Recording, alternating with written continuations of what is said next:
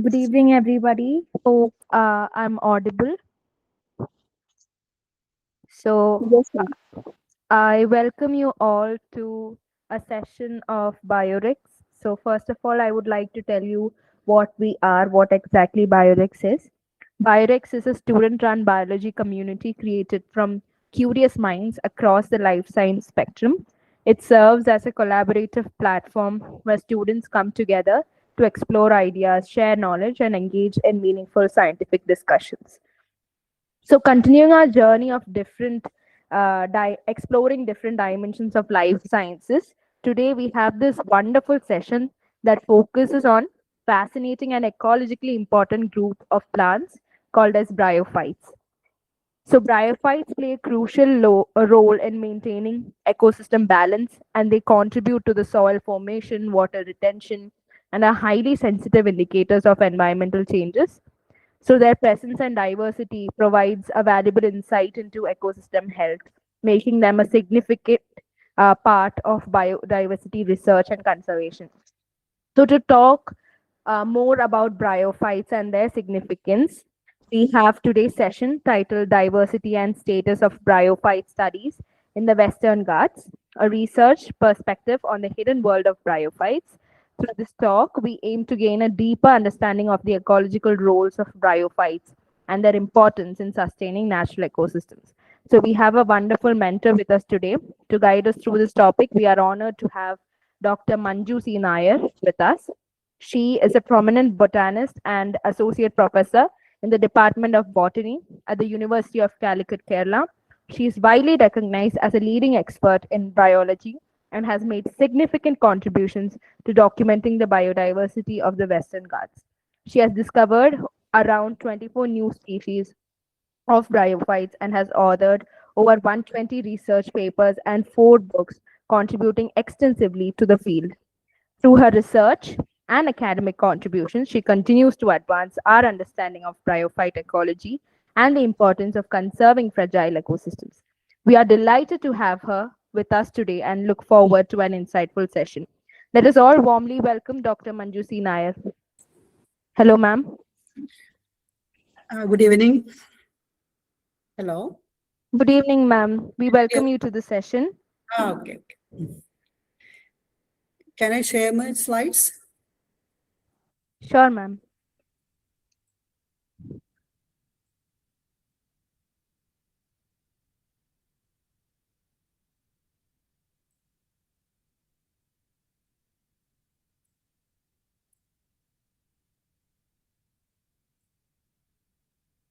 Is it visible? Yes, ma'am. Okay. Very good evening to one and all. So I think uh, I must talk in English because some of them are from outside Kerala. So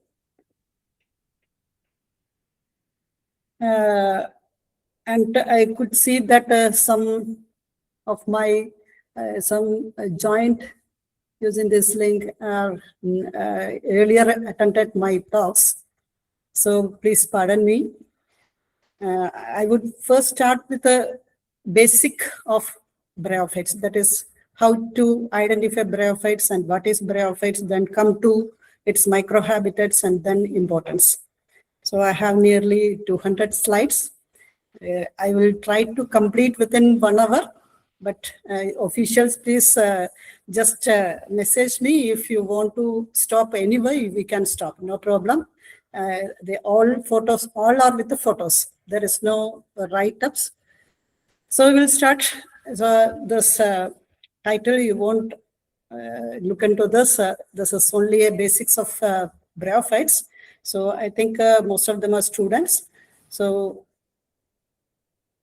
it's a film, I think. So first, you all know that bryophytes are divided into 3 groups, that is liverworts, hornworts, and mosses.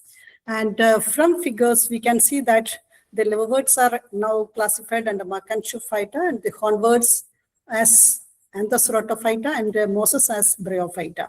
So the liverworts are the thalloid form, the hornworts are thalloid with the horn-like sporophyte, and the mosses are the erect plant which looks like a small miniature tree. So again, this Manju is again divided into thalloid and leafy form. So we can see that from the evolutionary point of view, from aquatic habitat to terrestrial forms, we can see that the Rixia fluitans is purely aquatic, but coming to the terrestrial habitat, so same habitat is maintained. That is the thalloid form, and the thallus with within the same characters, it can be divided into leafy forms also. That you can see that this leafy forms, it is a prostrate structure, and it also looks like the leaf is again to the leaves are seen on the opposite sides. So this structure, in the evolutionary point of view, this structure, you can see that it shows in some cases in Jangamania, then Frulania, etc. The tip of the thallus shows some forms of erectness. So that nature will lead to the terrestrial habitat and towards the mossy nature. So, and this mosses are again divided into two types, that is acrocarpic and pleurocarpic forms. So acrocarpic, we all know that the Bryum, Fineria. So it's a very small structure with 2 to 3 leaves, and the sporophyte is produced at the tip of the gametophyte. Here you can see in the drawing, so the structure possesses only 2 to 3 leaves or 4, 5 leaves, and the sporophyte is produced at the tip of the gametophyte. That shows that the archegonia is produced at the tip of the gametophyte. But in the lower portion, you can see that the pleurocarpic means this is a single plant. So you can pull that single structure or single runner, and all these structures, that is the branched structures and the main branch possess the sporophyte. So in the photograph, you can see that this is highly branched. It may be 1 or 2 plants, but all these structures shows the sporophyte. That is the difference between acrocarpic and pleurocarpic. But you can see that the diversity of bryophytes, the structure may single or double or triple, but it is highly branched. Hence, we can say that the pleurocarpic mosses are the most diverse in world. And basically, we can describe these bryophytes as the amphibians of the plant kingdom, because they need water at the time of reproduction, like that ferns also similar, showing similar habitat. Then they are non-flowering. There is no flower like rose, that jasmine, etc. But there are flowers, but these flowers are described as the antherial clusters. And there is no fruit because there is no fertilization going on in between the flowering structures. And they are described as non-tracheophytes. We all studied that they are the non-vascular plants. In older books, we can see that it is described as non-vascular plants, and they just says there is no vasculature. But there are vasculature, and this vasculature is described as hydroids and leptoids. I will show you some photographs. Now we say that they are non-tracheophytes because there is no tracheids and vessels. There is some xylem-like cells and phloem-like cells. And here the gametophyte is prominent. Compared to ferns, we can see that the sporophyte is prominent in ferns, but here the prominent structure is gametophyte. And the sporophyte is dependent on the gametophyte for their nutrients and other structures. So why called non-tracheophytes? You can see that when we take, in some cases, you can see the structures. So here all these structures, you can see some centrally placed structures, that is hydroids. Instead of xylem, the xylem usually transport water instead of water conducting structure. In higher plants, it is xylem, but here it is acts as hydroids. And the phloem instead of leptoids. So they transport nutrients. Here you can see that in some cases there is no structures like that. There is no central stand, but most of the species show central stand. And you can see that the bryophytes are very small naked plants in some cases, but it may come up to 60 centimeters or more. So there should be some mechanism for the conduction of water and minerals. So here you can see that the centrally placed structures all are xylem-like structures, that is hydroids, and they can transport water from base to apex. In small plants, even the 2 mm size plants also shows the hydroids and leptoids. There should be some mechanisms to reach the water and minerals to the top of the leaf. So here you can see that this is the left side, you can see it's a female plant, and the center you can see the same plant with a male structure. So the male plant is higher than the female plant. The female plant possesses only 2-3 leaves. From the 2-3 leaves itself, they produce archegonia, and it produces a large sporophyte. So this plant is with the last photograph also shows nearly 2 to 3 mm sized plants, but you can see that the Dawsonia superba, it is the largest moss, which comes up around 70 centimeters. So there should be some mechanisms. The rhizoids absorb water, and there should be some mechanisms to reach the water and minerals to the top of the plant. So you all know that in bryophytes, in most of the cases, there is a single layered cuticle is there. So they can absorb water, but even if the rhizoids absorb water, and they transport or translocate from base to top of the plant. And here you can see that this plant is hanging from the branches. It may come up to 1 meter size. So there should be some mechanisms to translocate the minerals and nutrients. So after 2000, so earlier we can take only the small sections of the leaf. There is very difficulty in taking sections of leaf and this small sized stem structures. There is no stem at all, but sometimes it looks like stem. And it is very difficult to take cross-section of that structures. But nowadays we have some facilities to take the cross-sections of leaf and stem. Even under the microscope, we can take sections. So that shows that these plants need water and minerals, and there should be some mechanisms, and it is now described as the latest book shows that they are non-tracheophytes. So coming to the diversity of bryophytes, it's a small summary that is in world. It comes around 25,000 species, and mosses are the most species type, that is 18,000, and in India around 3,500 species described, and in Western Ghats 1,236 species we have described, but the estimated diversity is more than 2,000. So you all know that the Western Ghats, that is part of Western Ghats, Sri Lanka Global Biodiversity Hotspot, and it is one of the oldest geological structure in the world. It is traveled from the southern hemisphere to the northern over the past, and it is a center of evolution and diversity. And it is one of the most influential geomorphological structure, and which influence the climate and culture of the peninsula India. So they have unique habitats. You see that this photograph, this is a shola forest from Irvigalam National Park, and there are several vegetation types from coastal region to the crust, that is 2,695 meters. We can see that different types of vegetations, and we have high species richness with regard to bryophytes, pteridophytes, gymnosperms, sorry, not gymnosperm, angiosperms, etc. And there is high endemism, and there are several point endemics also. And this region is a heaven for bryophytes. So coming to the diversity of bryophytes in Western Ghats, to 2026, it is just started. We have described several new species also.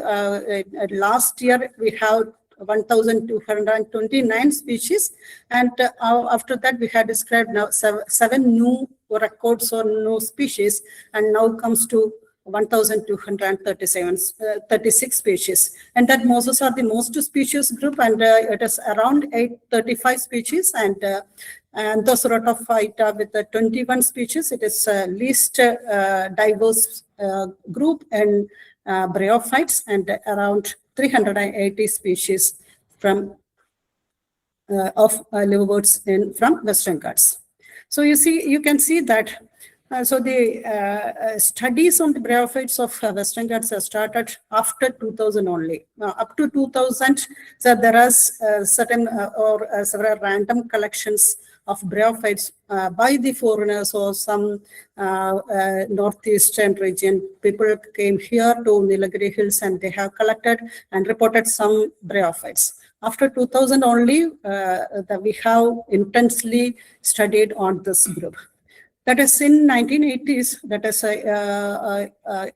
83 species were described during that period. That is by Vora et al. From Silent Valley National Park. And up to 2026, it is more than 1,230 species. But there are many to identify and many we have to find out and many we have to record.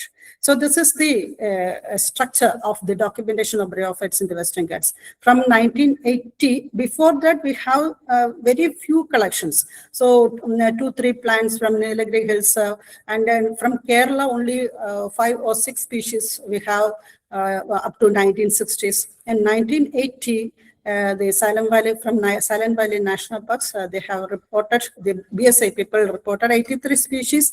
And you can see the graph here, it is steady now, 1,236. Now many are doing, many students are doing bryophyte studies in Kerala, Tamil Nadu, Karnataka, etc. And you can see that, so this is a pictorial structure in a single slide.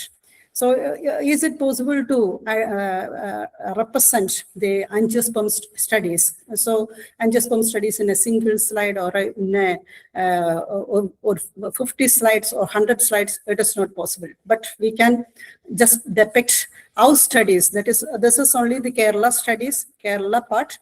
So up to 2025, we have described 760 species. Now it comes 2026. We have one PhD submitted, nearly 800 taxa we have described from Kerala. So the number may increase and we can add rest of the space continuously after 2026, I hope so. And these studies, I think in 1983, from 83 taxa to 760 species, there are 13 PhDs. I have completed 6 PhDs, but others from Scott Christian College, Nagargovil also studied for PhD studies, and some other studies they have conducted here. And Lucknow University, they have conducted some studies in Kerala. So altogether, it comes around 80 taxa in Kerala. So there are several new distribution records. So we have reported 8 species new to Asia, 29 to India, 50 to South India, and there are several species to Kerala, and we have nearly 85 species endemic in this region. And after the year 2000, myself and Dr. Dulip Daniels recorded 32 new taxa, and among this 24 are from Kerala. And Dr. Daniels reported 1 new genus, that is Interputia, and we have also 1 new genus. It is about to publish in Journal of Bryology, Intercolia. So this is collected from one Sega Grove in northern Kerala and also from the Arlam Wildlife Sanctuary. So this picture shows that how rich our forest are. Not the forest, how rich our areas around our area, human habitation, and also from the in the forest areas. So these are some of the new taxa we have published and books we have published, and nearly 32 species from Western Ghats. And the distribution, coming to the distribution of bryophytes along the states of the Western Ghats, you can see that Gujarat, I think some of them are doing, the one fellow is doing now. So the number may exceed shortly, and in Tamil Nadu around 533 species, and in Kerala it is 483 species, and now it is now 800 nearly 800 species. And Karnataka also very less studies are conducted, and in Goa, Maharashtra is equally similar to our vegetation, but there is no intensive studies going on. And nowadays some of the students are doing PhD and from Gujarat and Maharashtra. So I think shortly the number will increase. So the Western Ghats and the associated environments from coastal plains to the upper reaches, there are myriads of habitats, microhabitats. It is congenial for bryophytes to strongly grow in that areas. And there are degrees of sharedness, and they vary from major macrohabitats to microhabitats. And these are some of the vegetation types. You all know that the Champion said described some vegetation types of Western Ghats. So we have again described or compartmentalized some groups of vegetation depending upon the diversity of bryophytes, that is tropical dry deciduous forest, tropical moist deciduous forest, tropical thorn forest. So these are all similar habitats. So we can see only very few mosses and liverworts in this area. Mostly the Rixia and Cyathoria species we can see, common species. And coming to tropical semi-evergreen forest, tropical evergreen forest, and montane wet temperate forest, this area is diverse in mosses, liverworts, and hornworts, and it is based on the gradation of altitude also. So from low to high altitudes, so we can see the evergreen forest in Arlam Wildlife Sanctuary. So up to 40 to 60 meters, we can see evergreen forest. So that area also shows high degree of diverse vegetations of mosses, liverworts, and hornworts. Up to the mountain wet temperate forest, up to Anamudi Hills, we can see diverse habitat. And next set includes the southern subtropical savannas and mountain wet grasslands. Here also very few mosses and leafy liverworts are seen, but it is not common with the other habitats. So it is exclusively found in this habitat. So another habitat is wetlands and riparian forest. So here also we can see the thalloid and leafy liverworts, especially the leafy forms of liverworts are commonly found in the wetland areas. Then we have described croplands and agriculture, and it is also another major habitat for bryophytes. Here also we can see that the mosses and leafy liverworts are seen, but the very few species, and the diversity is also very less. But during rainy season, we can see a number of species in the croplands. And human habitation, around human habitation, very few mosses and liverworts and hornworts. But we can see anthosaurus in our homestead areas, Rixia, several species of Rixia we can see in our homestead areas. That is, the Rixia need disturbance. So then only they can distribute, or they can propagate newly. So the Rixia is mostly found in the human, in and around the human habitations. There is no species reported from interior forest. That is, we cannot see Rixia in the interior forest. So coming to the, so this is a graph showing the distribution of bryophytes along the major habitats. So you can see that the tropical thorn forest is with a less number of species, and tropical evergreen forest and tropical montane wet temperate forest are with a high diversity of species. So you can, we all know that these areas are very much likely to the bryophytes. And we have, I had told you that we have published nearly 32 species of bryophytes as new to science. But all these are not from pristine vegetation. That is not from the evergreen forest or from the montane forest. We have reported several species from in and around our homesteads.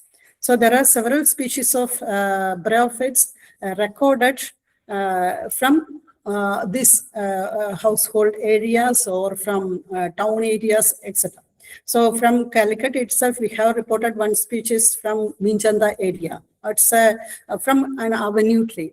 So it is necessary to look for species in the pristine forest as well as from the egg node areas.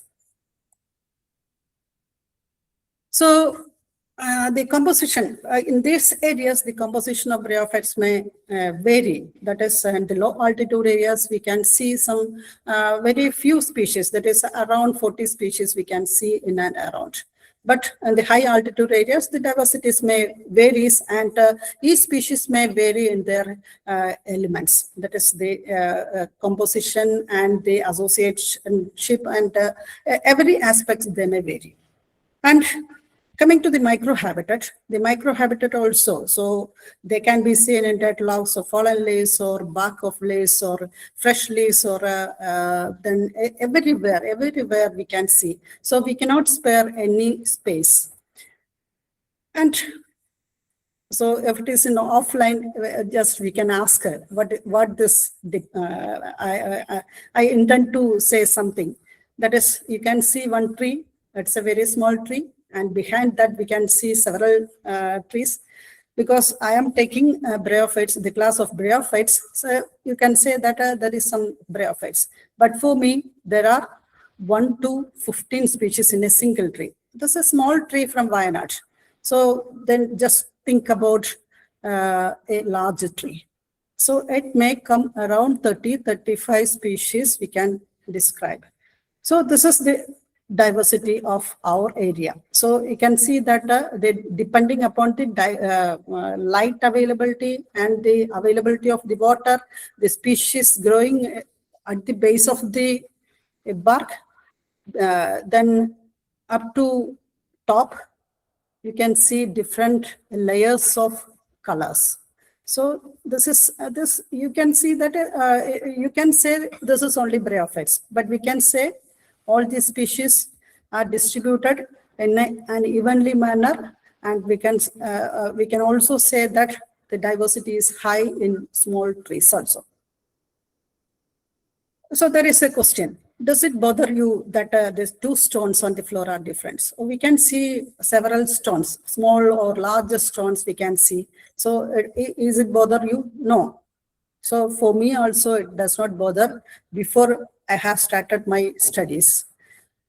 It need not be, but it definitely bothers the bryophilic or bryophyte enthusiast, because in each small rocks or large rocks, we can see bryophytes, especially on the forest areas. But here also we can, during the rainy season, we can see several species growing on the small rocks and large rocks. So we should collect, or we should look into that area also. So likewise, two trees standing side by side in a forest may appear similar. So there are similar species. Two stones lying side by side in forest may appear similar, but their bryophyte assemblages may vary. So a single tree, same species, but their assemblages may vary depending upon the light availability, the species growing on that in one tree, and the other tree may vary.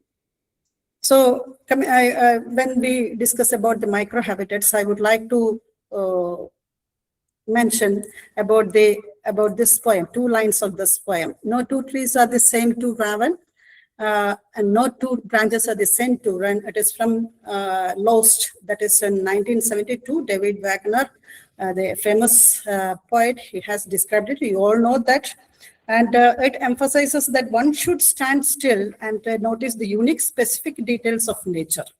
So it is true for bryophytes. So that 2 trees and 2 branches.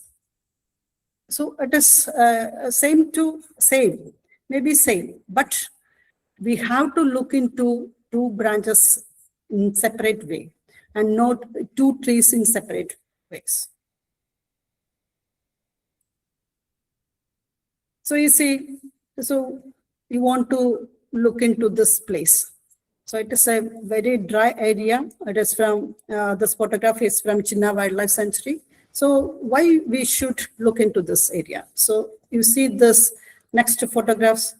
So you can see bryophytes. It's a specific endangered species, that is Exomotheca ceylonensis. It is growing under the shade of this rocky patch. And this, you can see from the photographs itself, it is a very light area and very, it is hot area. And during November, December, we have collected this species. And one selaginella is also growing in that area. So you can see this type of species in that area. This is a Rixia ciliaris that is growing in that area. It is possessed. Normally, the Rixia never possess ciliate structure. And the scales also in some species it is growing luxuriantly. But this cilia is an adaptation to grow that species in this extreme environmental conditions. So this species also growing in that area. It produces a thick growth of scales that is in violet color. You can see in the margin. This is an adaptation to grow that species in that area. So why we look in this area? So there should not be any bryophytes, but you can see that this Rixia sahyadrica, we have described it as a new species, and only a relative of this species is found only in Australia, that is Rixia caroliniana. So we have described this species during 2019, and this species also shows some the Gondwanian relationship that we are looking for, that the relationship with the molecular. We have done the sequencing and the analysis is going on. Shortly it will come. And this is another species. You see, this is the rounded structure. You can see the species Micrometrium varanicum. It's a very small species. It's very microscopic, and four leaves are seen. And it also possesses the sporophyte. You can see this sporophyte in the first photograph, A and B. So along with the species, you can see some other species, Astrella, then Anthosaurus is there. It is growing intermingled. And this species, you can also see some protonema structure also. This is growing. You can see the morphologically the protonema structure here. So coming to the habitats and bryophyte associations, we can divide this microhabitat into microhabitats into epiphytes, terrestrial, and aquatic forms. So this microhabitat, this epiphytic microhabitat, again we can divide from base to top. You can see that I have shown you that a single plant.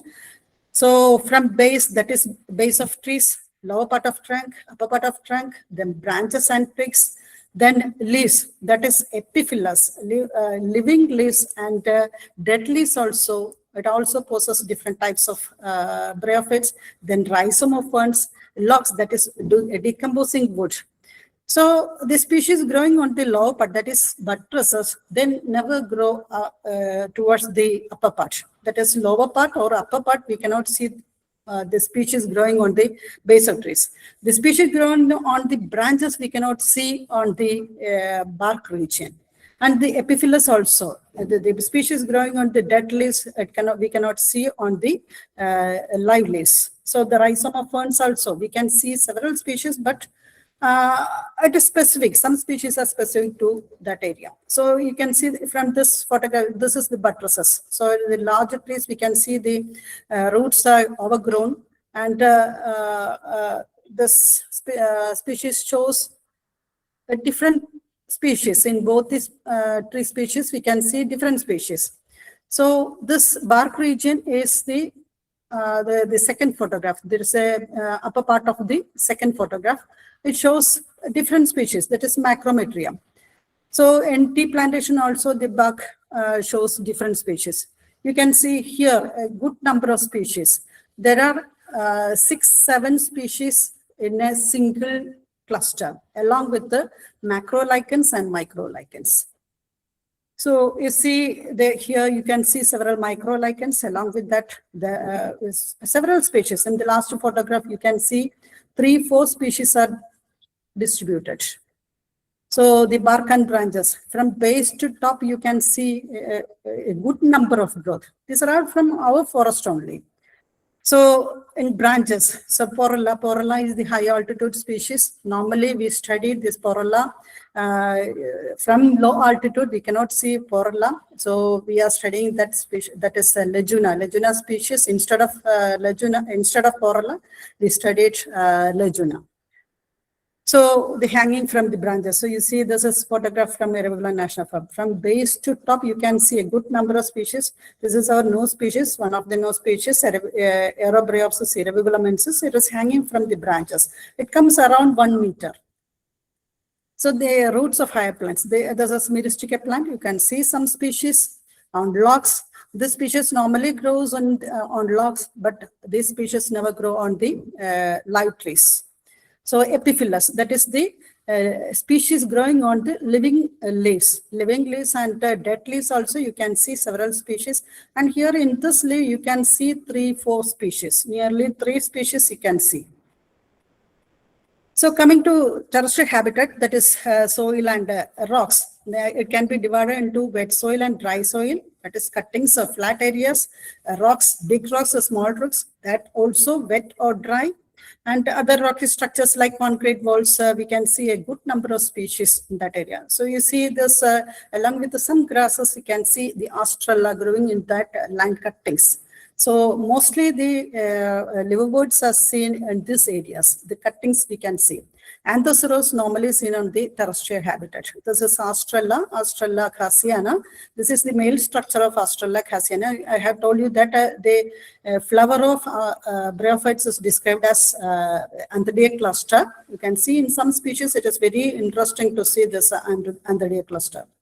So this is Astrella leftophylla. It is growing along the cuttings along with the Pogonatum, Polytrichum, etc. The Gauchella, it is a rare species. It is found only on the Shola forest. So this species also seen along with this Campylopus.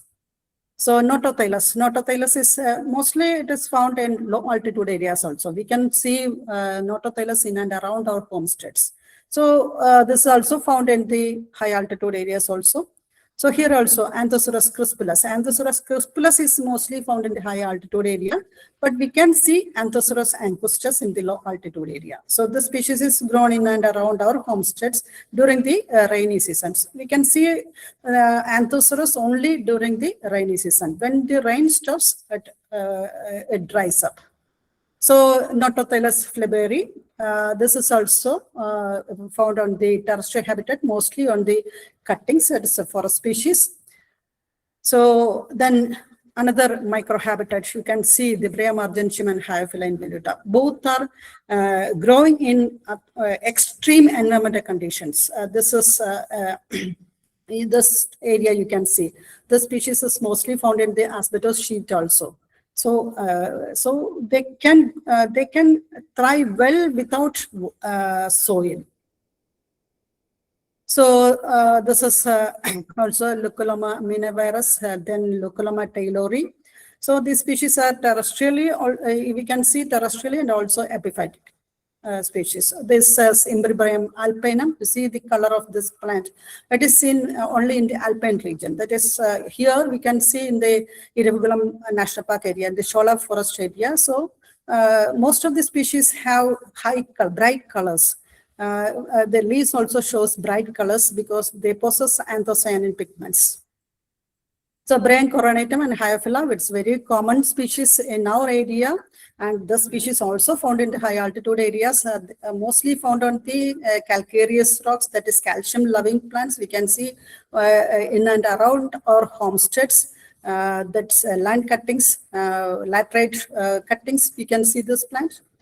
This is Campylopus chimidi, that is along with the Pogonatum and other Endostherum viturae. You can see several species here. So this is we can see in the wayside.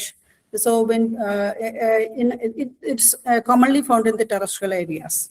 And rocky patches also we can see this. Rhodobryum oberti and Rhodobryum giganteum, these are growing on the rocky patches, mostly on the rocky patches. And sometimes this Rhodobryum giganteum is growing along with the roots of higher plants. So this is also Actinodontium ascendens and Clopodium. This is, we can see, it's mostly growing as epiphytic species. So these are also Necropsis etc. and Meteoropsis corosa. These are also growing in the epiphytic and terrestrial species. Meteoropsis corosa is growing in everywhere as hanging plant, as a rocky plant, and also it grows on the terrestrial habitat. So this is also growing on the Macrometrium niliampadianum. It's a new species we had described recently. So it's also growing on the rocky patches. So on termite mound, we can see only 2-3 species. So altogether, Philonopsis hastrata and Fissurans ceylonensis, only 2 species described in the termite mound. And another interesting species that is interesting genus that recently we have described in Docolia. So this species is growing. We have collected 5 or 6 collections, all from the polypore. That is Felinus fastuosus. All collections from single species. So you can see this along with the grasses. It looks like a grass. So normally the horticultural people collect this plant and sell it as sphagnum. This is Campylopus species. So the nursery people use this plant for packing material, as a packing material. So in creeks and crevices of rocks, also several species, but very familiar species is Anthosaurus crispus and Cyathodon cavernarum. So in rocky areas, we can see Cyathodon cavernarum, Fissurans ceylonensis, and Anthosaurus crispus. So this is another interesting species, Gymnostomia vernicosa. It grows only in the painted wall or in the calcareous wall. So normally this species is seen in and around our homesteads during the rainy season only in the painted wall. And this I have collected from in Calicut Kota. So it is an open area. It's high temperature, and they can withstand this high temperature. So coming to the aquatic, we have several aquatic species. Mostly the aquarium traders collect this epiphytic and rocky species, and they keep it in water. And the habit of that species, that is, the structure of that species may change. But we can say that we have only 2 pure aquatic species, that is Rixia fluitans and Rixiocarpus natans, and one most, that is Vesicularia vesicularis. So in aquatic species, we can say that it is found in the stagnant water and running water. That may be floating or submerged water. Normally, the Rixia fluitans is found in the running water, and Rixiocarpus natans is found in the stagnant water. This is Rixia fluitans, and this is Rixiocarpus natans. So the species is normally growing along with the Azolla rubra. So coming to the, what are the major taxonomic characters used for identification? That is plant morphology. You all know that almost all plants looks different, but their habit and growth pattern, is it growing downward or upward, or is it growing on the bark, base, then aquatic, every characters we have to consider for identification. Then male and female, this is Pogonatum macy, male plant and female plant, maybe dioecious or monoecious character we have to look. Then plant anatomy. So when we take one liverbird, we have to take the cross section of that structure. Then any rhizoids, they have their pores, then the scales, then elaters, spores. All these structures we have to take into consideration. But most of the liverbirds, that is Targionia, Astrella, then Ribolia, all the sections looks similar. It is very difficult to differentiate that species. But in that case, it is very easy to identify using the scales and spore characters, spores and elaters. So for identification of liverbirds, it is must. The scales, spores and elaters. There is no need of section. So when we take into consideration the thallus anatomy, how the leaves structure, leafy liverbirds, how the leaf structure looks like, leaf lobe, leaf lobule, underleaves, etc. This is leaf lobule. At the base, you can see the leaf lobule along with the leaf lobe, and the right side you can see the underleaves. So in leafy liverbirds, all these structures may vary. So you see the leaf lobule. It's very easy to identify this genus itself, Colura. It's the leaf. It's a sac. It looks like a sac at the base of the leaf. This structure is very important for identification. Then coming to thallus structure, the thallus morphology important, its color is important, its shape, size, outgrowth. If there is any cilia is present, you can see both the structures in basal portion, you can see two species are with the cilia, and the cyatodium also, it's fluorescent greenish in color. The color matters. The Demotura hirsuta, you can see Demotura hirsuta in dark green color. It is very easy to identify. So then comes to thallus anatomy, that position of assimilated tissue, structure of air chambers, then arrangement of photosynthetic filaments. All this we have to consider. But there are certain other structures when we go deep into the species structure. That is the structure of air pores. So it is very important in Cyathodia. Air pores are different in different species. Then simple or compound structure. Is it compound or simple? Elevator or flat? Aperture size? So it matters. So then scales, I told you ventral scales. It is important in liverworts. The shape, color, number of appendages. You can see several hyaline structures here.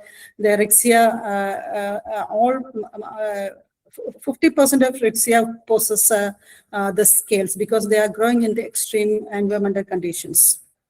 Then sex organs, female receptacle. All these female receptacles vary. So this is the first one is of Rexia, second one is of Markantia, and basal. First one is Cyatodium. You can see that there is in Cyatodium and Targionia and Cyatodium. Targionia and Cyatodium, the sporophyte is produced at the ventral surface of the thallus. So all these structures varies. The top portion, you can see the Exomotica female structure and the male structures, male receptacles. So some are monoecious and some are dioecious. Most of the thalloid forms are dioecious.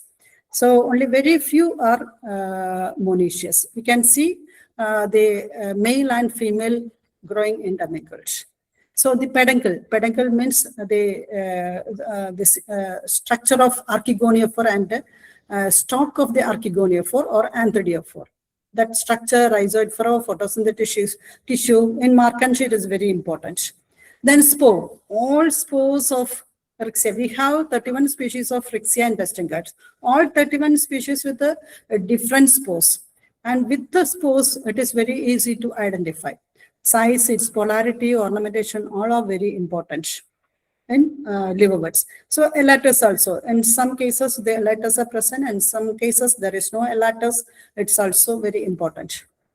Then coming to moss, so you can see the first plate, you can see the habit, single plant, leaf, pericaceal or perigonial leaf. Pericaceal means the leaf growing around the anthidia structure, and pericaceal means the leaf growing around the archegonia, and perigonia means the leaves growing around the anthidea. So that structure may vary. So a tip of the leaf, middle portion, basal portion, as it is present with rhizoids. In some leaves itself, we can see rhizoids, then cross-section of leaf, cross-section of stem, etc. And the second photograph also, plate also, you can see this sporophyte is different. It is immersed. And all the characters we have to consider.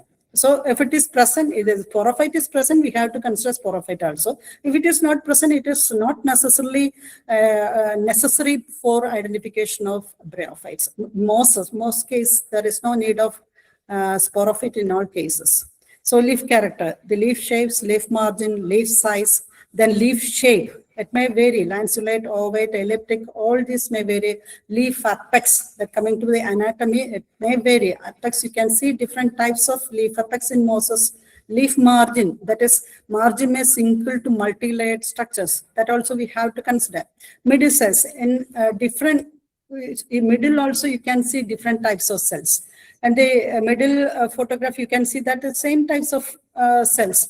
That may vary. At the base of cells also, it may vary. Then LR cells. LR means at the extreme base of cells. So this LR cells can also hold water. So this structure may vary in different species of pleurocarpic mosses. The LR cells are found in the pleurocarpic mosses. So there is costa present or costa absent. There is no costa and with the costa. Costa means the veins. The veins are present or absent. That also matters. So there is present. If it is present, it is double or triple or single. That's also important. So oil bodies also very important in liverworts and also mosses. So coming to the sporophyte, in some cases, most of the cases I told you, in liverworts and hornworts, the sporophyte is very important. With the sporophyte only we can identify, but in mosses it is not necessary. But in some cases, it's very important. In physidens, the sporophyte is very important. In Potassium members, that is Hyophila like group, the sporophyte is very important. You can see different types of sporophyte here.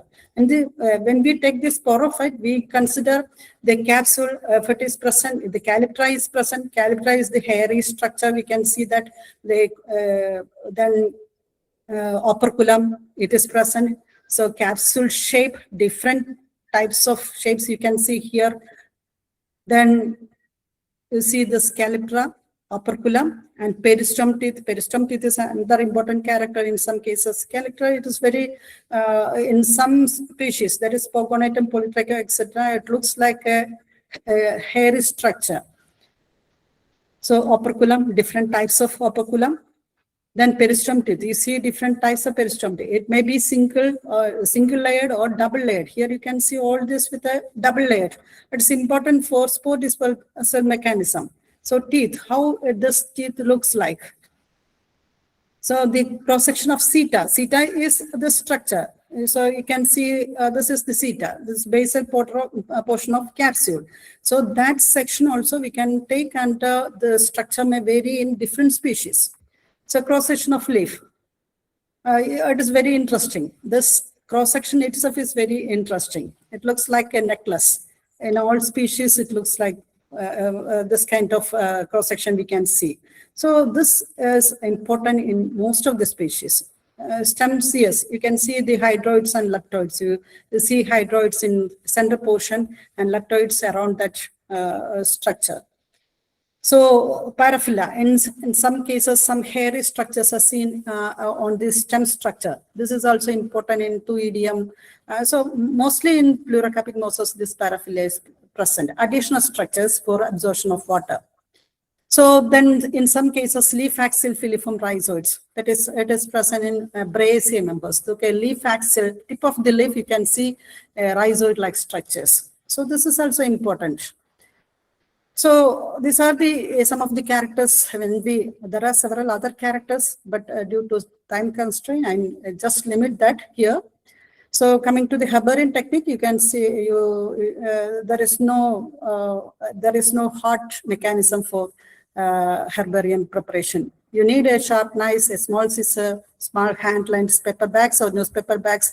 Mostly, I never prefer plastic bags. So you take paper bags or newspaper bags. It is better to hold bryophytes in that structure. That is field notebook and pen with the waterproof or pencil, GPS or altimeter. So the mobile itself, you can take GPS or altimeter structure. So field book is important. Then collection of bryophytes, it is very easy. We can collect in blotting paper or newsprint packets. And terrestrial and lithophyte species, we collect as such because using a knife and remove bulk of the soil and leaving a thin layer, because some species possess some rhizoids or gemme under soil level. So we have to keep it with the specimen for some time. After checking in the laboratory, we can remove that soil. So as such, we can collect this also. It's like a bed. You can collect as such. This also, we need a small scraper or to cut the plant. So you can take as such, no problem. This also you can take from using your hand itself. So this also using hand, you can pick. Then aquatic species. It's floating or there is no attachment. So you can collect as such and keep it in paper packets. So the epiphyte species. So along with the chip of bark or small ticks and leaves, we can collect as such. So normally we take some barks or small ticks and leaves also we take. And when we collect the leaves, we just give a gentle press for leaves to avoid folding. So this is a press to substratum. So we need a sharp knife for scraping it out. So this is also, so this may be a single species. So we have to take along with the bark. So epiphyllus, you can collect as such. One leaf you can take as such, no problem. So numbering, so bulk submission, I told you that in a single collection, there may be 5 or 6 species. So we give a single number, and when we come back to the lab, we just separate it and we give the same number, that is 9462, A, B, C, D, E, F, up to F for 8, 9 species we will get from a single collection. So it is very important to separate each species. Otherwise, if we are going for molecular analysis, it may combine this structure. So herbarium preparation also, it's very very easy. Wet method and dry method is there. Mostly we prefer only the dry preservation. The liverworts also we prefer to dry it, and so we keep it in fridge, or we can wet it for 1 month or 2 months. We can keep it for 1 month or 2 months in the fridge. So at that time, before that, we will complete the identification, and then we will dry it and keep it in the herbarium. So if you go for liverworts wet preservation, you just use only the 70% alcohol or 3 or 4% formalin. Above 5%, it may decay the specimen. And dry preservation also only go for air dry, pack it and label and store in paper packets only. So that is a standard size, that is 5 into 4 inches size packet. So we can change that size depending upon the number of species. In some cases, there is only a very small portion of plants, and in some cases, I told you, there are several species, so we have to change the size of the plant, but the normal size is 5 into 4 inches size. So in that other characters, that's collection number, locality, date of collection, scientific name and family, we will write it later after identification, altitude, notes like macrohabitat, microhabitat, substratum, associated species, all these are very important for identification of the species. So this is the model of herbarium label. So just keep the packet. There is no need for gluing. So just keep the specimen inside the packet, and there is folding of fold the packet, and you can keep it in the racks, herbarium packets, very small packets. You can design the that herbarium almirahs, or you can keep it in the shoe boxes. So I would like to differentiate or to say something about the Bryum, Hyophila, and Funaria. So most of them are familiar with the Funaria. We have studied from +2 onwards the Funaria, but we are all studied using this Bryum species as Funaria. So there is a difference between, there is much difference between Bryum, Funaria, and Hyophila. Hyophila also very common species. Some of them teach Hyophila as Bryum, or sometimes as Funaria. So the Funaria is found only in the high altitude areas. That is the difference. So we can see above 700-meter altitude, we can see the Funaria. Then Bryum, we can see from low altitude, that is from the coastal area to the high altitude area. That Funaria also like that. So main difference is, so you can see this is Bryum. So there is a cup. The sporophyte, the capsule looks like a cup. It is hanging downwards. That is Bryum. So in this photograph, you can see the Bryum and Hyophila. Both the species are intermingled together. Nowadays, we can see Hyophila very commonly, because the Bryum is Bryum produce very few spores, and Hyophila produce number of spores is very high, and they distribute that very much. We can see that in between Bryum, we can see the Hyophila also. So most of them, the gametophyte is similar. The leaves are similar in both cases, Hyophila, then Bryum, and Funaria, morphologically. But under microscope, it is entirely different. So you see, this is the capsule of, mature capsule of Bryum. So a cup inside a cup, and it is hanging down. And young sporophyte also looks like this in capsule, and mature one is like this. And you see the hyophylla, it is erect structure. It's only a very, the stalk is very much lengthy, that is seta is very lengthy, and the sporophyte, the capsule is elongated, and it is, here the un is very, un means the spore producing region is very thicker than this structure. That is hyophylla involuta. Now see the finaria. Finaria never droop down. It is a horizontal position. And you see there is no cup inside another cup. There is, it's only a small globular structure, and it never droop down. So that is the difference between Bryum, hyophylla, and finaria. You see this finaria structure. So when it is mature also, it never droop down. So, and the peristome teeth also, you can see very small dome-shaped structure. And coming to the importance, so I think I will complete by discussing about some importance of bryophytes. So these bryophytes are, you all know that the bryophytes had been used by mankind since earlier. So some tribal groups are nowadays also using this plants for medicinal activities. That is, some burns or some breaking occurs in the hands or legs. They use this Targionia, Frulenia, etc., along with some lichen to rub that area, and it may cure. But when we consider the importance of bryophytes, there is no direct economic importance. We cannot eat bryophytes as such because they have several phenolic compounds, secondary metabolites, several compounds are there. Even the animals, that is rats or some animals, they never take bryophytes. So when we keep bryophytes along with brown paper packets, they eat brown paper packets, but they never touch the bryophytes. So that much important metabolites are seen in bryophytes. So, but they are very important in our ecosystem. And nowadays, the horticultural activities are also very important. Horticultural region also, this bryophytes is very useful.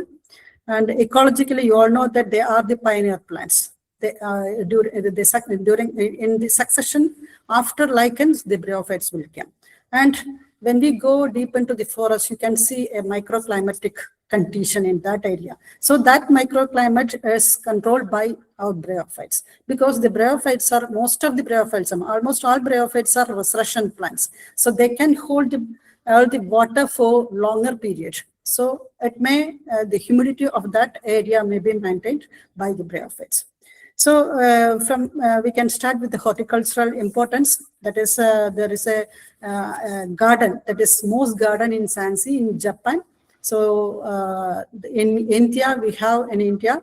So NPRA also, in Nainital also, we have recently started one Moss Garden. There is stone garden, that is most cultivated stone garden, Polytrichum commune. I told you some species, that is Dawsonia, Polytrichum commune, etc., may come around 60 to 70 centimeters. So it can be used for ball cultivation. So Rhododendron giganteum, it is the largest moss. Bryum argentea is very interesting to see. So small pots we can keep. Then it is used in ground cover for bonsai and mulching and root packing materials, sphagnum, hypnum, imponens, then Campylopus, Calimbris, etc., is used in mulching and root packing material.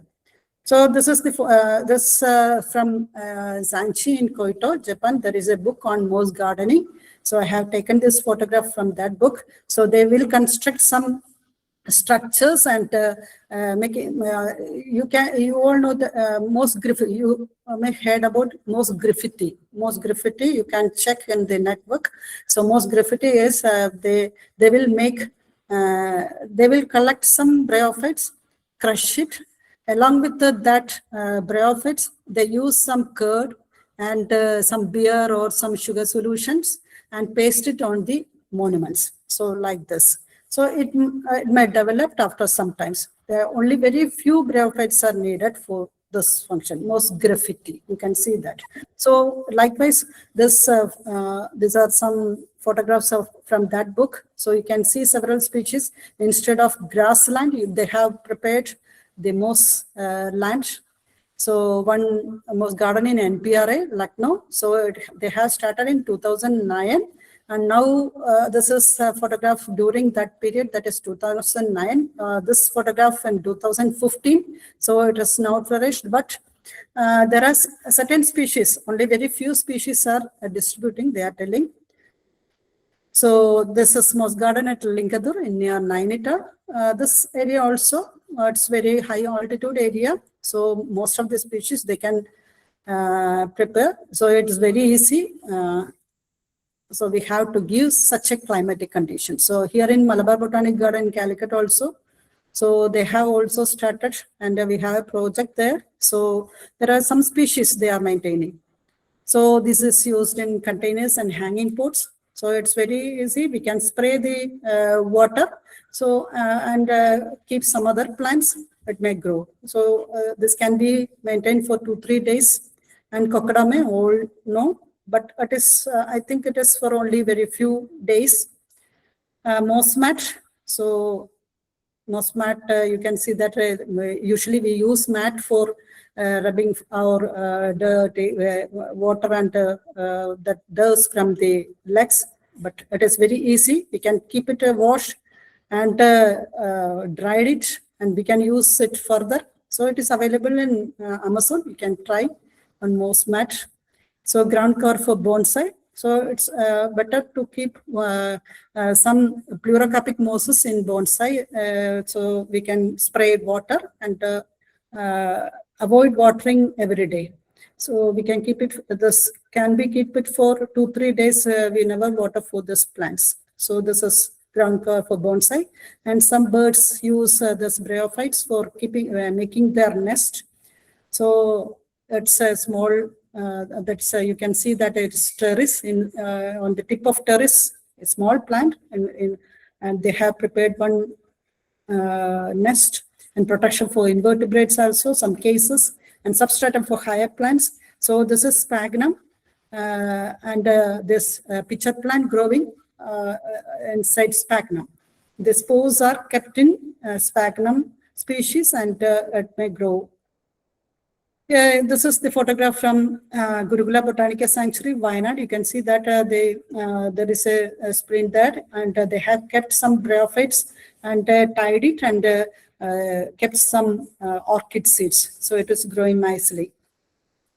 So coming to the important function, that is ecological function, they are used in soil binding, rock binding, and some species, the rhizoids of some species may grow deep into the soil, and this can bind the soil and bind rock. And rock binding they will do, and rock crushing also they can do. So in succession, so normally the lichens comes first, and they crush the land, and then comes the bryophytes. They also crush the land and make unsuitable for them and suitable for next generation. So likewise, the succession will come and the climax community will form. And in nitrogen fixation, in Anthosorotales, there is that is noster colonies are there. Now, almost all the Anthosorotale members, there are 7 genera and nearly 400 species worldwide, and all these species possess nitrogen fixing capacity. Along with the Anthosorotale, some mosses also shows some nitrogen fixing, Blasia. It also shows some noster colonies. So they can also fix atmospheric nitrogen. And I have shown you some substratum for higher plants. So during rainy season, you can see that in land cuttings, there comes, first comes the bryophytes, then comes the pteridophytes, then comes another herbaceous forms. So all these, in all these cases, the mosses acts as a substratum. And it also acts as bioindicators. So it indicates the, so when the Rixia is growing in extreme hot condition, it indicates the increasing structure of temperature.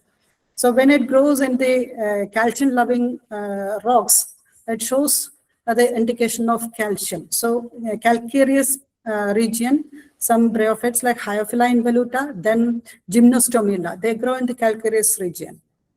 So medicinal, so there are reports regarding the medicinal importance of these plants, but so still the studies are going on, but only very few reports are there. Phyllonotis, Bryum, Niam, they are used for relief in pain of burn. Then sphagnum, it is used instead of cotton in surgery. So then polytrichum commune, it is also known as hair cap moss. It is used for treating common cold, and the extracted oil from the polytrichum commune is also used for beautifying the hair, because this calyptra looks like hair, very beautiful hairs. That's why it is used for beautifying the hair. Then sphagnum, I told you that it is used in hemorrhages, and they are acts as better absorbent than cotton, and it is used in surgery. And during World War, when the scarcity of cotton occurs, the sphagnum is used instead of that. So most of the bryophytes are resurrection plants, and they can absorb water and we can throw it away. But the sphagnum has several antimicrobial, antifungal properties, so that's why it is used commonly in European countries.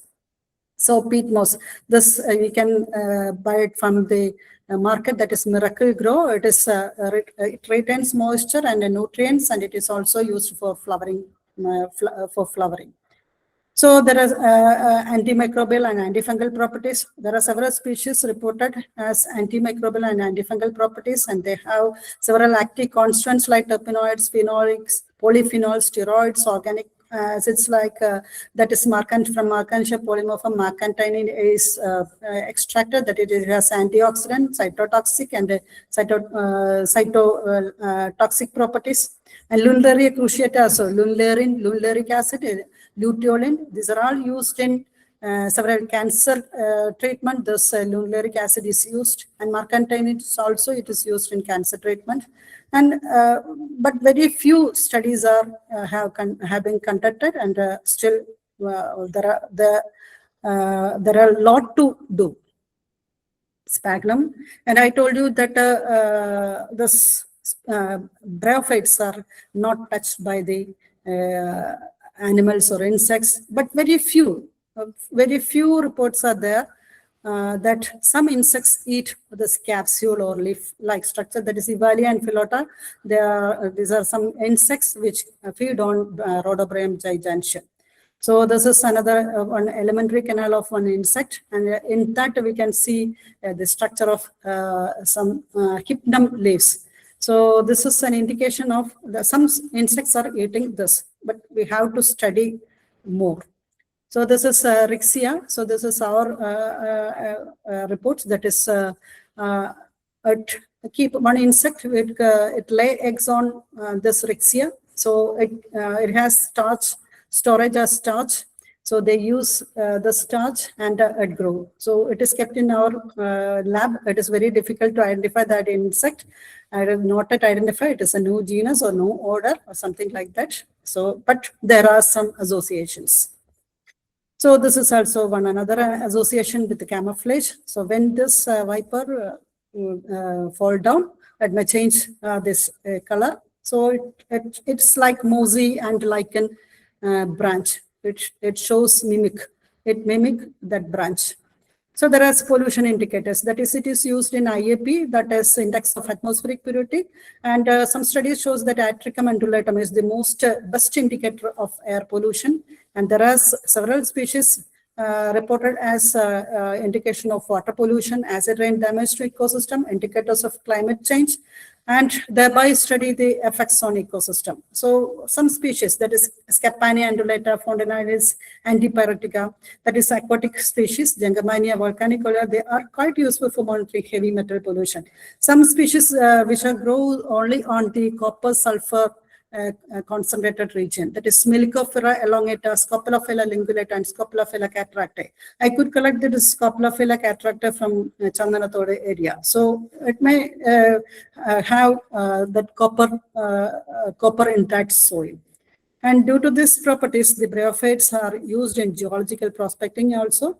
So there is a lot to say. The importance of bryophytes we cannot restrict within this slides, but due to time constraint, I am stopping here. So our studies regarding the bryophytes are normal field-based documentations, but no lines, that is molecular profiling, chemical profiling, stress physiology, then species distribution modeling, and assessment of threat status just started.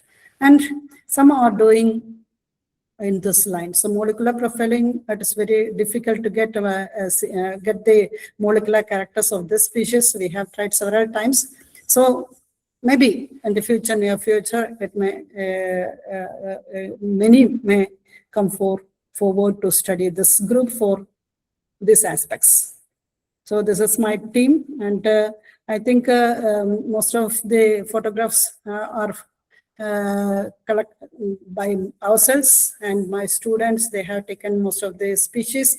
I have completed nearly 6 species awarded, 1 submitted, and 6 are going on, and 1 project is there, and 3 MSc students are doing the dissertation work. And I thank all those who have supported me and those who have provided photographs for me, and thank you all.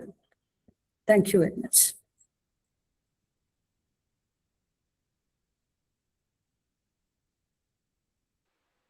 Thank you so much, ma'am.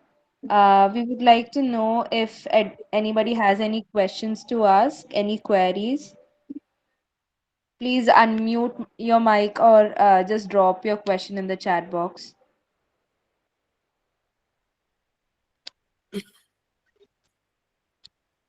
Good evening, ma'am. Good evening.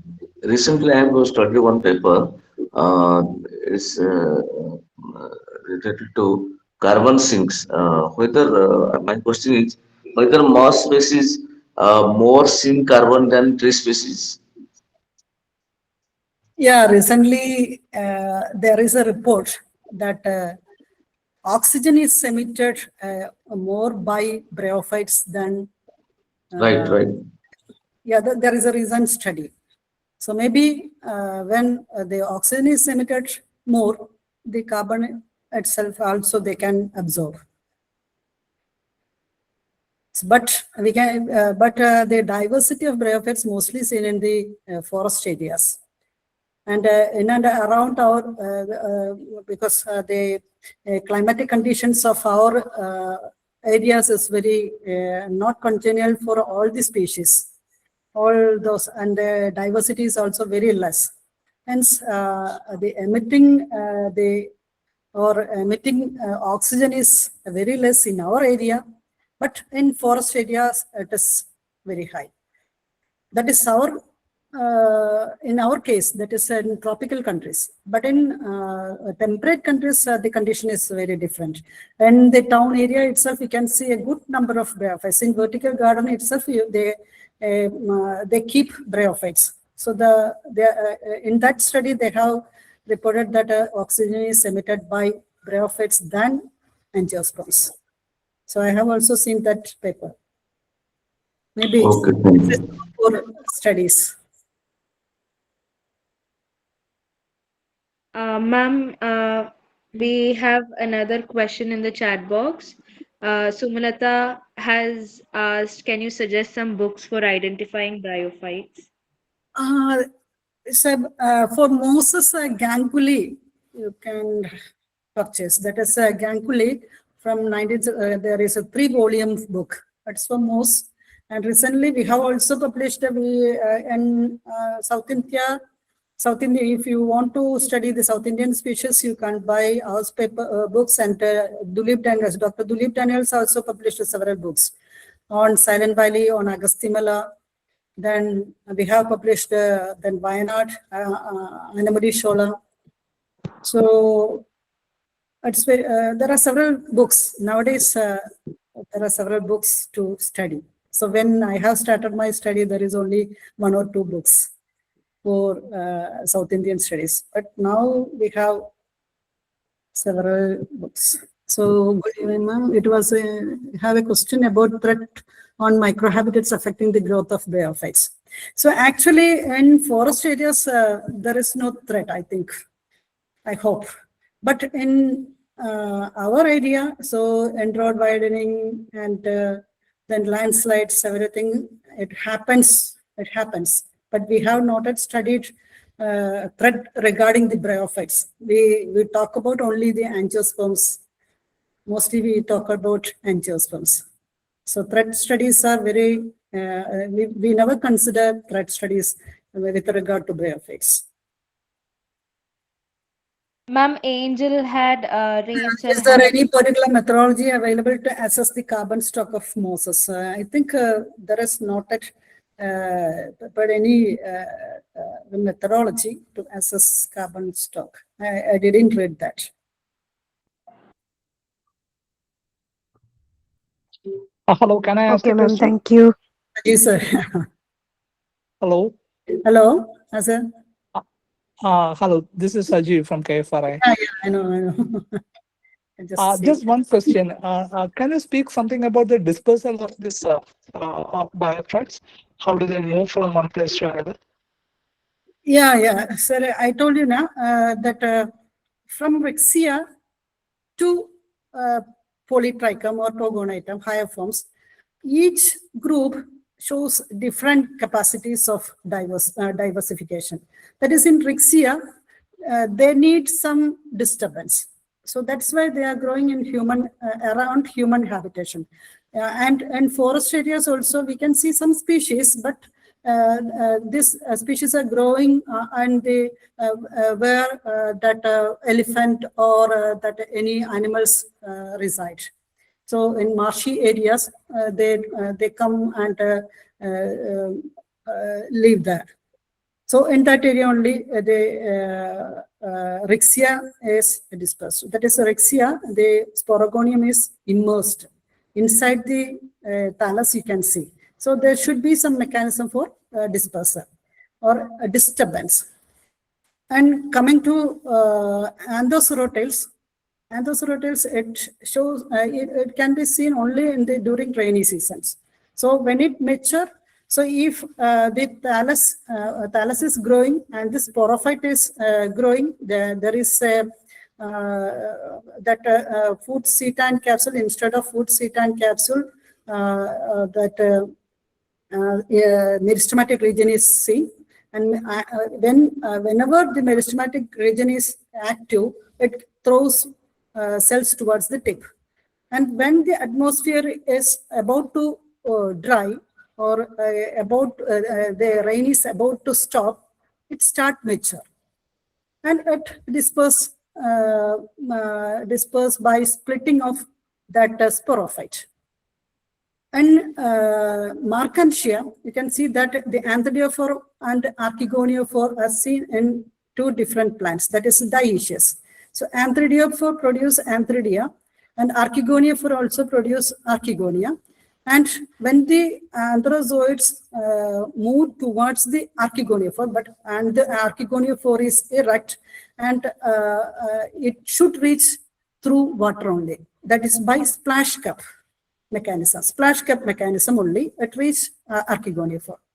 And in sphagnum also, it's also a shotgun mechanism.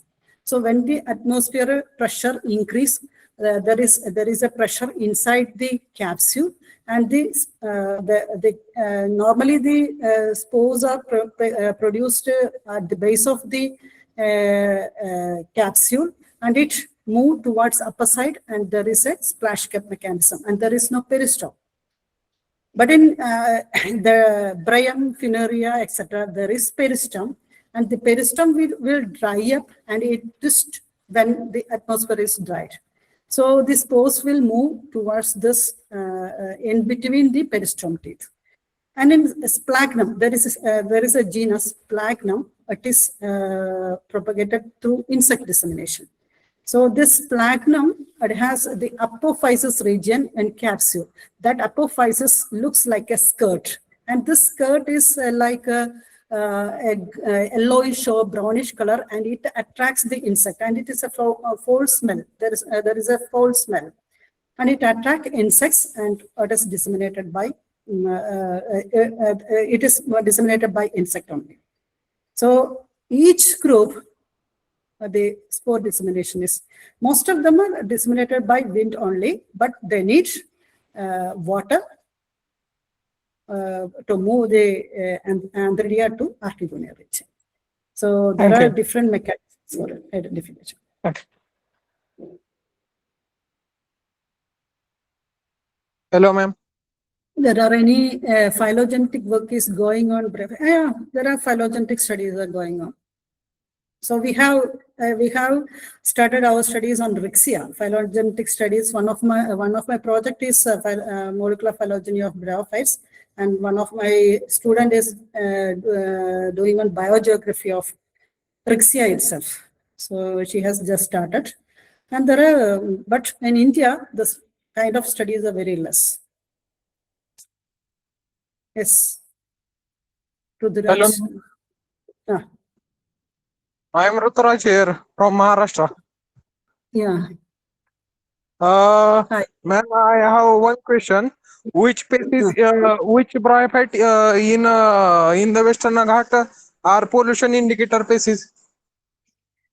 Yeah, there are several species which have been reported as pollution indicators. So the Hyophila involuta, that species is growing in mostly in the human habitation areas and highly disturbed areas. Then Philonopsis also grows on the highly disturbed areas, polluted areas only. Some leafy liverworts are also reported as pollution indicators. High flame polluted, it's highly polluted. It grows only on the highly polluted areas. And Gymnostomia, it is also growing on the highly polluted areas. So we have to study one of my students just started to study that stress physiology along with that pollution and indication of some Philonopsis, etc. So we have studied some Meteoriopsis and Hyophila last year, one of my MSc student. So he has notified some chemical compounds which has in Hyophila, they have notified some indication of polythene bags. So plastic compounds they have reported. Okay, ma'am. Okay, thank you.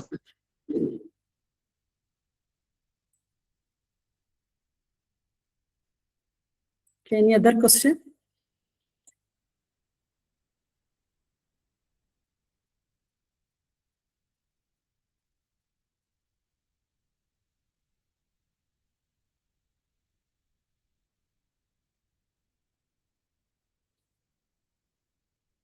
Yes. So if there is no other questions, I can conclude.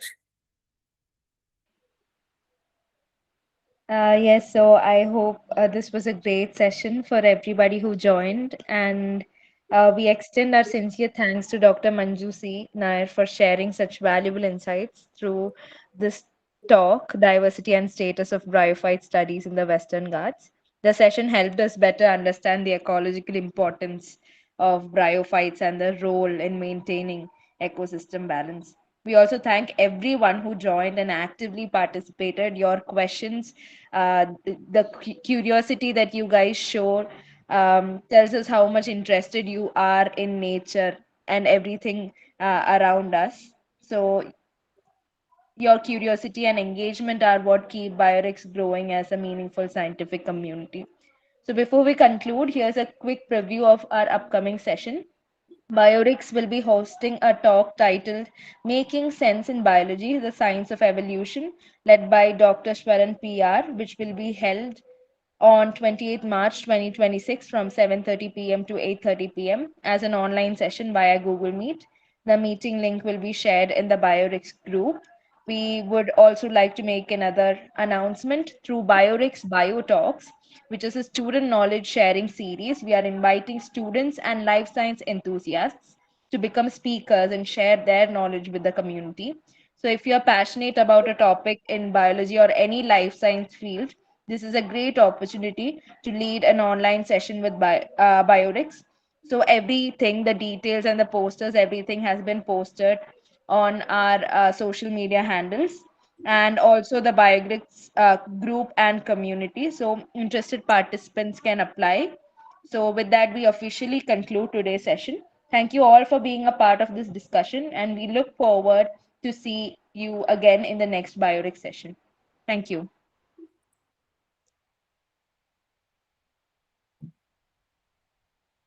Thank you, ma'am. Good night. Okay, thank you.